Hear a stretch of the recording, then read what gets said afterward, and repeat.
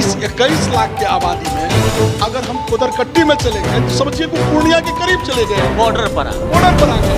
आपको तो सीधा है कि यहाँ से फॉरबिसगंज, नरपतगंज इस सब के बीच में होना चाहिए। नरपतगंज तक अगर आप मेडिकल कॉलेज को खोल देते तो जोगबनी पूरा बॉर्डर इलाका हमारा कवर हो गया। नमस्कार, मैं जय टाइम्स भारत में आपका स्वागत करता हूं। अभी मैं मौजूद हूं सिकटी में। सिकटी के एक बहुत ही अच्छे और ज़मीन पे काम करने वाले सामाजिक कार्यकर्ता जिन्होंने काफ़ी ऐसे प्रोग्राम जनता के लिए लगाए हुए हैं, आज हम उनके पास आए हैं, इंजीनियर मनोज झा जी के पास। आपका स्वागत है टाइम्स भारत में। आपका भी स्वागत है, यहाँ तक आए बहुत बहुत धन्यवाद आपको। चलिए, ये आशीर्वाद यात्रा क्या है? ये आशीर्वाद यात्रा जो आप अपने उस पर बैनर पे लगाए हुए हैं गाड़ी में, वो क्या सोच कर? देखिए, मेरा ये आशीर्वाद यात्रा पिछले 3-4 महीनों से चल रहा है। लगातार मैं पैदल चलता हूँ और लोगों से जाकर आशीर्वाद ले रहा हूँ कि क्या मैं टिकट लेके आऊँगा तो जीत पाऊँगा कि नहीं, आप लोग वोट देंगे कि नहीं देंगे।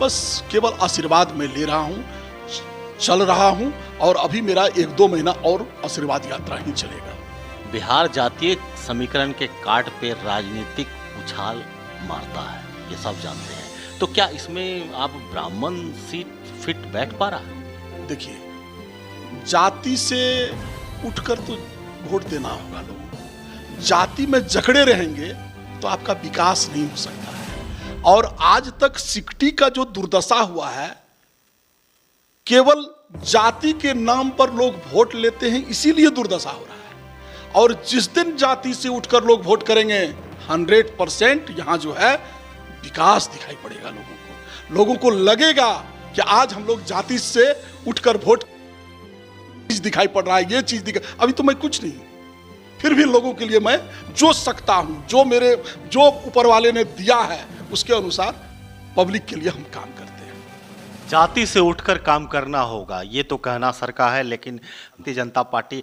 आज जातीय जनगणना को तैयार हो गई, जिसका कभी वो विरोध किया था। तो ये राजनीतिक हाल, हमारे सर जो साथ बैठे हुए हैं, इनकी सामाजिक कार्य शैली काफ़ी अच्छी है और लोगों के लिए बहुत अच्छे प्रोग्राम चलाते हैं। इसी विषय पे मैं ज़्यादा फोकस करना चाहूँगा, शायद लोगों को इनसे सहायता भी मिलेगा। ऐसा कहना जान पड़ता है कि इन्होंने पटना के अंदर अपनी बहुत अच्छी एक व्यवस्था भी बनाई है गरीबों की मदद करने के लिए। क्या मैं सही हूँ? जी, बिल्कुल आपको सही जानकारी है। पटना में अभी भी मेरा 2 गेस्ट हाउस है। गरीब लोग यहाँ से जाते हैं, ठहरने के लिए मैं व्यवस्था देता हूँ। वहाँ लोग ठहरते भी हैं, इलाज भी करवाते हैं। कहीं किसी को दिक्कत होता है हॉस्पिटल में तो वो मैं बढ़ चढ़ कर हिस्सा लेता हूँ, मदद करता हूँ। और यदि पटना शहर के अंदर कहीं भी मैं हूँ, किसी काम में हूँ, अपने पर्सनल काम में या सरकारी काम में कहीं भी मैं हूँ, तो निश्चित रूप से 1 घंटे के अंदर मैं पहुँचता हूँ। आज के डेट में भी है, कहीं से आप पब्लिक से भी रिव्यू कर सकते हैं आप। उसी की वजह से मेरा छोटा भाई, यहाँ तो मात्र पंडित जी 100 है। मेरे पंचायत में 100 ब्राह्मण होते हुए भी मेरा भाई यहाँ मुखिया कैसे बना? कभी तो गाँव में रहा भी नहीं, सब दिन वो रहता था पटना में, फिर भी यहाँ मुखिया बन गया। उसका मेन कारण था काम मैंने किया, लोगों ने वोट दिया और 500 वोट से यहाँ। जब हम लोग आ रहे थे आपके पास तो रास्ते में हमने देखा बहुत सारे मकई जो बिछाए जाते हैं वो रोड पे बिछाए जा रहे हैं, जहाँ बहुत दिक्कत हो रही है लोगों को आने जाने में। और ये दिक्कत मानवता के नाते हमें भी ये समझ में आ रहा है कि आखिर किसान जाए तो जाए कहाँ, उसके साथ भी मजबूरी है। तो ऐसी व्यवस्था में सरकार का कहीं ना कहीं ध्यान होना चाहिए। मनरेगा के तहत ही चबूतरा निर्माण कराए या कुछ ऐसी व्यवस्था लगाए। और समस्या ये भी है कि ये एक्सीडेंट की संभावना भी बनती है, इस ओर क्या कहना चाहेंगे आप?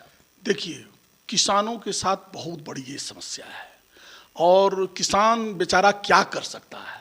जो सुविधा, जो सड़क दिखाई पड़ता है या जो है उसके पास, उस हिसाब से अपना सुखाता है। लेकिन अगर देखिए, अभी पंचायत में आप सुने होंगे कि हर एक पंचायत में खेल ग्राउंड बन रहा है।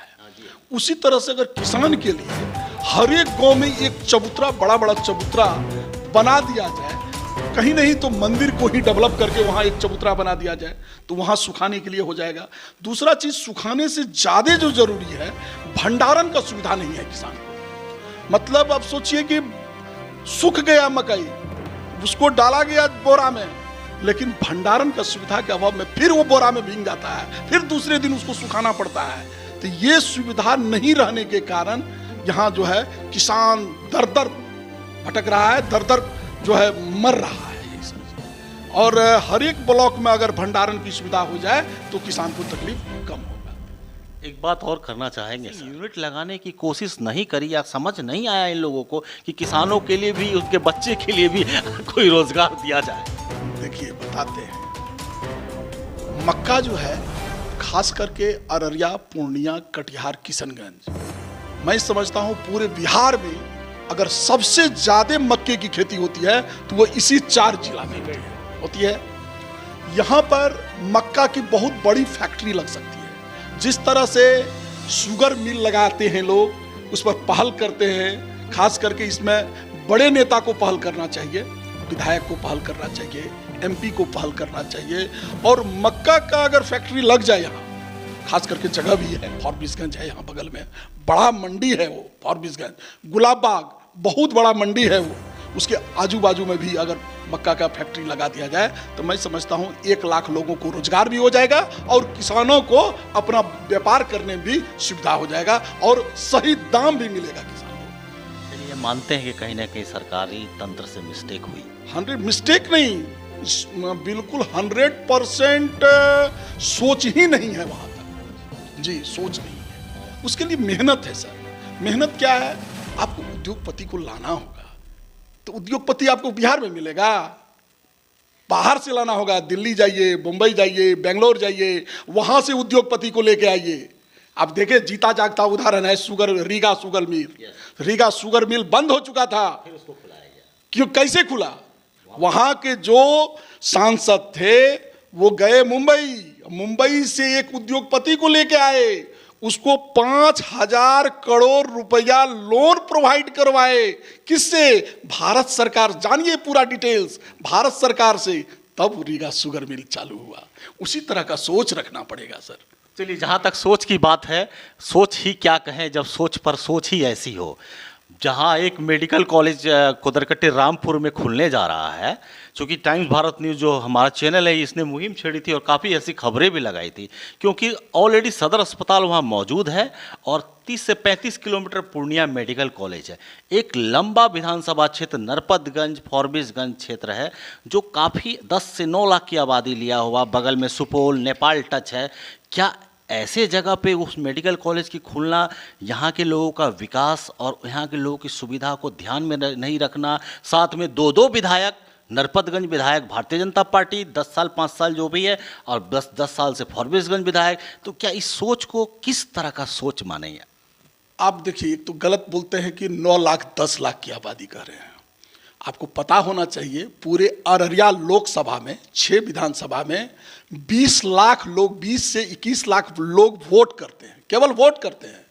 तो 20-21 लाख के आबादी में अगर हम कुदरकट्टी में चले गए तो समझिए कि पूर्णिया के करीब चले गए, बॉर्डर पर आ गए। बॉर्डर पर आ गए।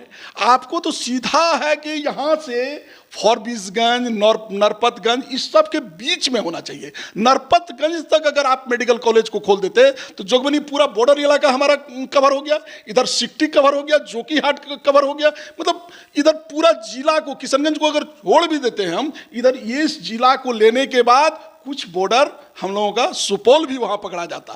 तो यहाँ होना चाहिए कि कुदरकट्टी में होना चाहिए, जहाँ के पूरे पूर्णिया हम समझते हैं वहाँ से, उस मेडिकल कॉलेज से पूर्णिया की दूरी मात्र 30 किलोमीटर। 30 किलोमीटर पर तो आपको मेडिकल कॉलेज है ही, क्या जरूरत है वहाँ देने की? कोई तर्क ही नहीं बनता है, औचित्य नहीं बनता है कि वहाँ दें हम। यही सोच है और सोच की बातें के द्वारा, खैर ये तो अपनी प्रजातंत्र की है, लेकिन आज हम जो आए हैं आपके पास ये समझकर कि आपके जो सामाजिक कार्यक्रम है वो उसका पता हमें चला कि आप समाज में लोगों के लिए खड़ा रहते हैं। जैसा कि आज ही एम्बुलेंस सेवा आपने दिया हुआ है शायद अपने पंचायत में, और कोई आपने स्पेशल रखा हुआ है और लोगों के बीच में काफ़ी ज़्यादा समस्या का समाधान करते हैं। उनके जीवन में किसी न किसी रूप में जो भी समस्या आती है उसके बीच आप लड़ते हैं। तो अचानक ये राजनीति में आने का कैसे आपको मादा जगा? देखिए, राजनीति में मैं नहीं आता, सिकटी का जो बदहाली है, सिकटी का जो दुर्दशा है, इसी को मैं सोचकर राजनीति में आ रहा हूँ। बहुत लोग परेशान हैं, बहुत दिनों से मैं सेवा कर रहा हूँ, 10-15 साल से। जब मैंने देखा कि अब इसका एक ही तोड़ हो सकता है, मैं आऊँगा राजनीति में। यदि मैं यहाँ से जीतकर विधायक बन गया तो मैं दिखा दूंगा पावर क्या होता है। पब्लिक ने पावर दे देगा तो मैं निश्चित रूप से पावर का यूज करूंगा और उसके बाद लोगों को पता चलेगा मैं क्या कर सकता हूं। अभी एम्बुलेंस, फ्री एम्बुलेंस दिया हूं, अपनी निजी कोष से मैं दिया हूं और लोग बहुत समर्थन कर रहे हैं और कह भी रहे हैं कि मनोज बाबू सिर्फ मुखिया बने तो एम्बुलेंस दिए हैं, विधायक बने तो क्या क्या करेंगे। अभी लोग बोल रहे हैं, आप पब्लिक रिव्यू भी कर लेंगे तो अच्छा रहेगा। चलिए, ये थे हमारे मनोज झा जी जो सिकटी से हैं और सामाजिक कार्यकर्ता हैं। आज हमसे मिले, फर्स्ट मीटिंग हमारी इनकी है। हम नेक्स्ट मीटिंग में फिर इनके साथ कुछ और सिकटी को देखेंगे, जानेंगे, समझेंगे।